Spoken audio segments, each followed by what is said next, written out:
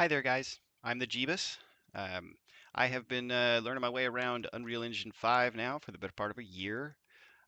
Here over the last few days, or maybe last couple of weeks, I've been working pretty extensively with Destructibles and with chaos fields, which help you manipulate Destructibles. Just kind of wanted to show off some of the things I've learned and the system that I've been able to come up with and that I have here on my weapons. Um, it's pretty heavily based on one of Epic Games' field systems. It is FS Master Field right here. I think you may have to have the starter content installed to access this, but nonetheless, it's a pretty neat little tool to get to know your way around chaos fields. It's got a lot of different properties that you can manipulate to come up with a lot of different effects. And you can kind of use that as a jumping off point for designing your own functionality, which is what I did. Um, the event graph for FS Masterfield is pretty extensive. I recommend coming in here and taking a look at it once you've gotten a feel for just how the fields work in the first place. You won't need all of this. A lot of this is designed specifically to make it modular and configurable. Um, I do recommend making your system configurable so that you can make changes on the fly. I've done the same. I followed the lead of a lot of this stuff. Um, just kind of dive in and reverse engineer it is what I recommend. If there's an interest in this video, I may make another one that goes more in depth into specifically what I did for my system. But I'm not going to do that in this video because, like I say, it's pretty extensive and that would get pretty long. So let's go ahead and start swinging and breaking some stuff. Um, all right, so there we go. So the green box shows you the approximate extent of the field that's being created to move the different particles that are being broken off of the mesh. The yellow arrow there is showing you um, where we're actually making contact along the blade with the mesh itself, and then it's showing you the direction of just the linear force component that's being applied, which there are several different physics forces being applied here, kind of all together to come up with this effect. The first thing is the external strain, which Unreal uses to just actually fracture the mesh to deal damage to the mesh against its sort of like internal pool of hit points, which if it exceeds a certain threshold, the piece fractures away.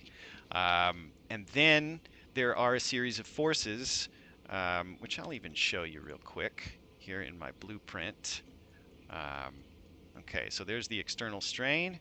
And then we have linear force added, which throws particles in the direction of the strike. And then we've got decay, which I actually am not using because it doesn't work really well in a situation where there's just a single hit and the field then dissipates. This is better when the field is persistent. Then there's radial force, which moves particles outward from that point of impact from where that yellow arrow is being drawn.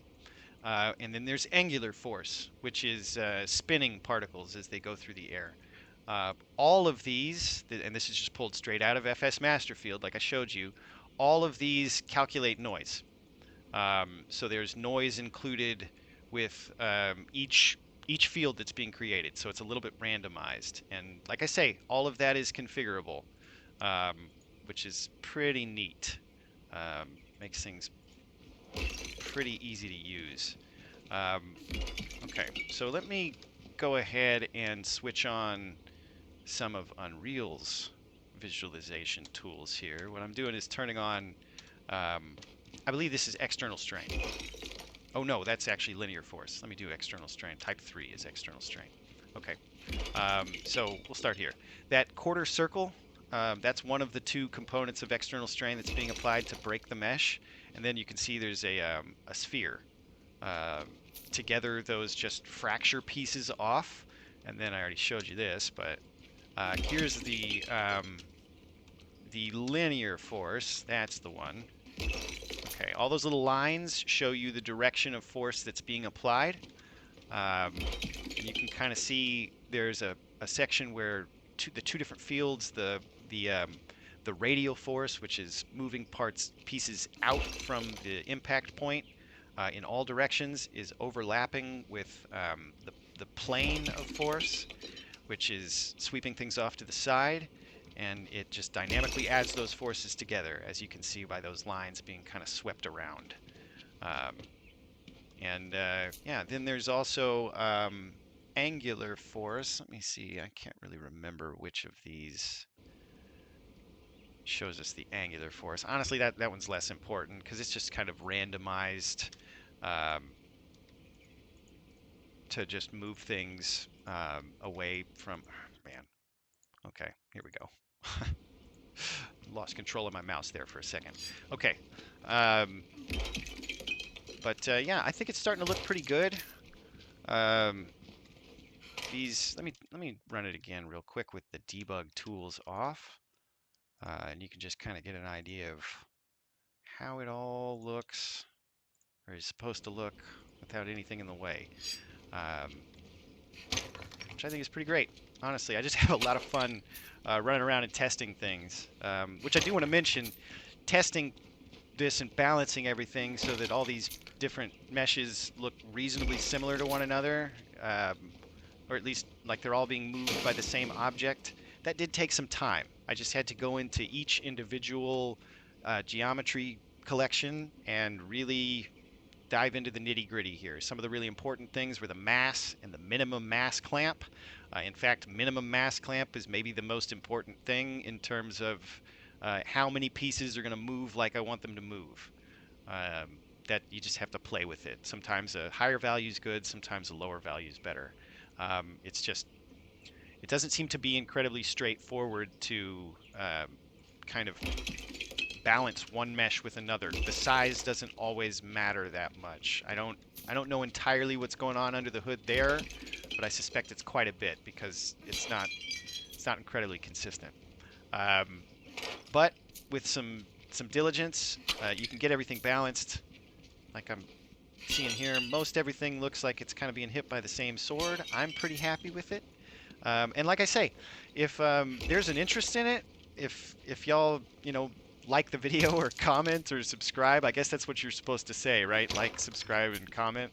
But if there's an interest, I will go in and make another video that actually shows you what's going on more here, what this whole thing is all about, and kind of walks you through step by step how to do something similar yourself.